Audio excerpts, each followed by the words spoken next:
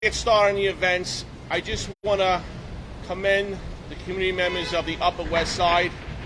Their quick diligence with calling 911 and the observations they made.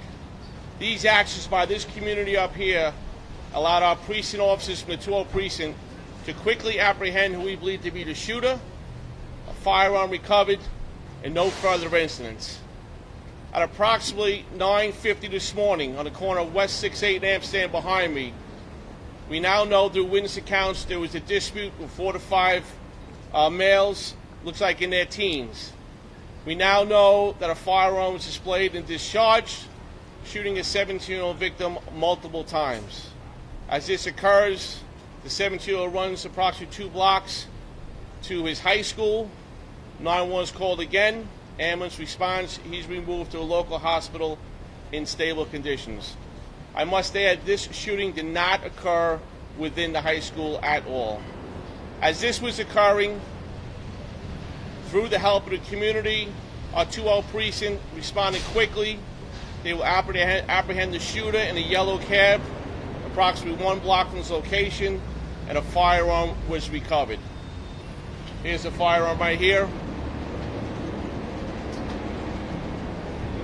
And again, I must reiterate, without the community's assistance here this morning, this has been a harder case to solve. This is truly New York City working together with our police department to take a shooter off the streets and no further events. If anyone has any information, please call 1-800-577-TIPS. We know there were more people out here, and we're going to try to identify the other people involved in this altercation. With that, I will take any questions you might have. Okay, Julia Papa, 1010 wins. Yeah, so what was it about the community or witnesses that helped you? How did they help find us there? See something, say something. They called 911 quickly. They gave great descriptions. They were involved. And by virtue of that, our 2 precinct officers responded quickly, grabbed the cab, took the shooter off the street, and a firearm was recovered. All right, Dean Moses, AM New York. Do you have the identity of the shooter and his criminal history? He's male, 19. He has 3 prior arrests. 2 for narcotic sales this year in 2023. And there's an indictment for an armed robbery with a firearm in 2021. And he is currently out on bail on that case. All right, we're going to Tina Moore, New York Post. Chief, could you give us a play-by-play? How did he try to get away, and how did they catch him?